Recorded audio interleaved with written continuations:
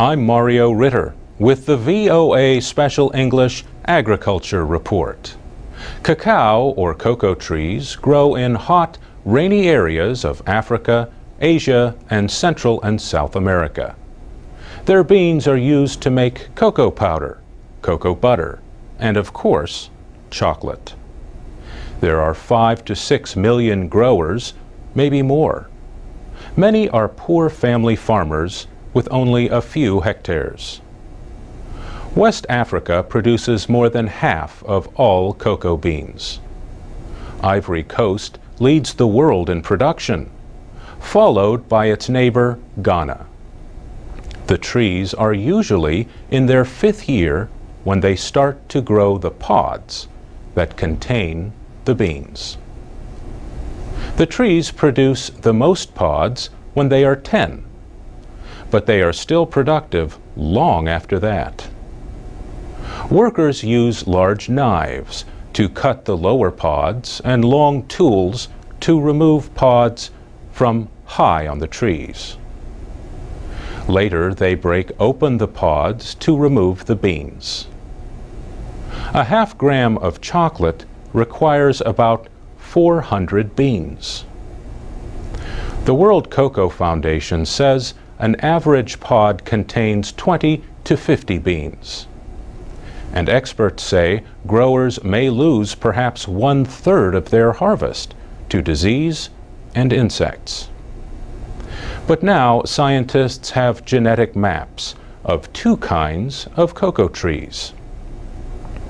These genomes are mostly complete and could lead scientists to new ways to increase production and prevent disease. Mapping genes is the first step to understanding an organism. Next comes learning the job of each gene.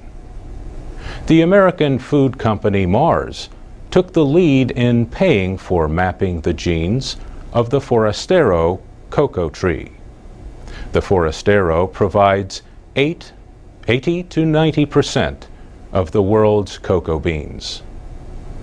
Mars depends on those beans for its M&Ms and other chocolate candies. The company's research partners included several universities and the United States Department of Agriculture. The average West African cocoa farmer produces about 400 kilos of beans per hectare. But Howard Yana Shapiro, head of plant science and external research at Mars, thinks that science could greatly increase the yield. A competitor of Mars, Hershey's, supported the gene mapping of the Criollo, a far less common cocoa tree. CIRAD, a French government research center, led scientists from 6 countries in creating that genome. We'll talk more about the cocoa industry next week when we look at efforts to help child laborers in Ivory Coast and Ghana. For VOA Special English, I'm Mario Ritter. You can read and listen to our reports at voaspecialenglish.com.